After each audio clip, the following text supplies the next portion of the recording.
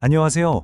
오늘 우리가 한번 제대로 파헤쳐 볼 주제, 바로 정신승리에 대한 진짜 이야기입니다. 이 말 정말 많이 쓰잖아요? 근데 그게 어디서 왔는지 아세요? 자, 지금부터 그 속으로 한번 깊숙이 들어가 보시죠. 자, 솔직하게 한번 생각해 볼까요? 분명히 내가 졌는데 아니야, 사실 이건 내가 이긴 거야 라고 스스로를 막 설득해 본 적 혹시 없으세요? 아마 다들 한 번쯤은 있지 않을까요? 현실을 좀 외면하고 싶을 때 마음속에서 나만의 승리를 만들어내는 거죠. 네, 바로 그게 오늘 이야기의 핵심, 정신승리법입니다. 현실에서 분명히 졌는데 이걸 막 논리를 비틀어서 정신적으로는 내가 이겼다 라고 둔갑시키는 거죠. 이게 뭐 어떻게 보면 강력한 자기 방어 기제일 수도 있고요. 또 어떻게 보면 아주 위험한 자기 기만일 수도 있는 거예요. 정말 흥미로운 건 뭔지 아세요?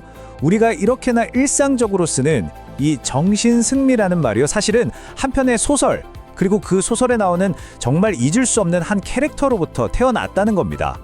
자, 그럼 첫 번째 파트입니다. 자기 기만의 대가, 이 정신승리라는 개념을 그냥 온몸으로 보여주는 인물이죠. 바로 아큐를 만나보겠습니다. 아큐가 대체 누구냐고요? 그냥 떠돌이 날품파리꾼이에요.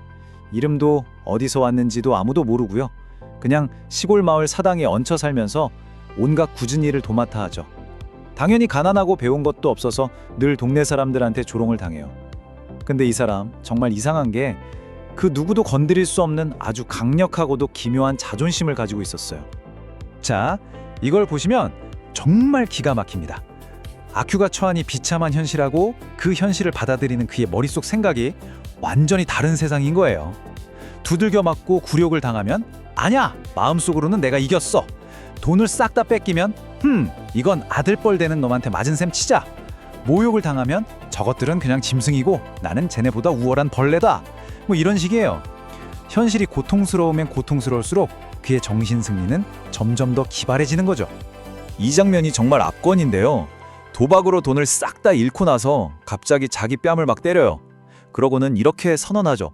때린 건 나다. 그러니까 이긴 것도 나다. 이야, 이게 바로 정신승리법의 정수 아니겠습니까? 스스로를 때려놓고 때린 주체가 나니까 이긴 것도 나다 라는 이 완벽하게 뒤틀린 논리. 이 어둡고도 웃긴 장면 하나가 아큐라는 인물이 어떤 사람인지를 그냥 다 보여주는 거죠. 아니, 근데 한 사람이 어떻게 이렇게까지 자기 기만을 할 수 있을까요? 이런 기이한 생각은 대체 어디서 온 걸까요? 그렇죠. 아큐 같은 인물은 그냥 하늘에서 뚝 떨어진 게 아닙니다. 그를 만들어낸 아주 혼란스러웠던 그 시대 속으로 우리가 한번 직접 들어가 보시죠. 자, 1900년대 초반의 중국을 한번 보세요. 1800년대 중반 아편 전쟁에서 지면서부터 거의 100년 가까이 계속해서 외세의 굴욕을 당하는 시기였어요. 어떻게든 나라를 살려보려고 양무운동 같은 개혁도 해봤지만 실패했죠. 결국 1911년에 청나라가 무너지고 그 뒤에는요, 새로운 공화국이 세워지긴커녕 군벌들이 서로 싸우느라 나라 전체가 그야말로 아수라장이었습니다. 그러니까 국가 전체가 우린 뭘 해도 안 되는구나 하는 깊은 무력감과 패배감에 빠져 있던 거죠. 바로 이런 시대적 배경 속에서 작가 루씬이 등장합니다. 원래 루씬은 의사였어요. 사람들의 몸을 고치는 의사. 하지만 그는 깨달은 거죠. 지금 더 시급한 건 사람들의 몸이 아니라 이 나라 전체에 퍼져 있는 이 병든 정신을 치유하는 거구나. 패배감에 젖어서 현실을 외면해버리는 그 마음을 고치는 게 먼저다 라고 생각하고는 메스 대신 펜을 들게 된 겁니다. 자, 이제 다시 ISQ의 이야기로 돌아와 보겠습니다. 망상에 빠져 사는 그의 인생, 과연 그 끝은 어땠을까요? 그의 비극적인 최후, 그가 치러야 했던 망상의 대가를 조금 빠른 속도로 한번 따라가 보시죠. 아큐의 추락은 정말 걷잡을 수가 없었습니다. 처음엔 뭐 비구니처럼 자기보다 약한 사람들만 골라서 괴롭히다가 결국 마을에서 왕따가 돼요. 그러다 일자리도 다 끊기니까 사당 물건을 훔쳐서 도시로 도망치고요. 근데 마침 그때 혁명이 터지니까 나도 혁명에 가담해서 권력을 잡아야겠다. 이런 허황된 망상에 빠집니다. 하지만 현실은 냉혹했죠. 어울리지도 않던 도둑들 때문에 엉뚱한 강도 사건에 휘말려서 체포되고 말아요. 그리고 글을 읽을 줄 모르니까 이게 자백서인 줄도 모르고 그냥 시키는 대로 동그라미 하나를 그리고 맙니다. 그리고 그게 끝이었어요. 자기가 왜 죽는지도 모른 채 수많은 사람들 앞에서 공개 처형을 당하는 거죠. 누구 하나 동정해주지 않은 채로요. 자, 이렇게 IQ의 이야기는 비극으로 끝이 납니다. 그럼 이제 마지막 파트로 넘어가 볼까요? 100년도 더 지난 이 옛날 이야기가 도대체 지금을 사는 우리에게 왜 여전히 중요한 걸까요? 한번 생각해 볼 문제입니다. 그러니까 루신이 아큐를 통해 하고 싶었던 경고는 아주 명확합니다. 첫째, 자기 기만에 빠져서 현실을 외면하는 거예요. 그걸로는 진짜 아무것도 바꿀 수 없다는 거예요.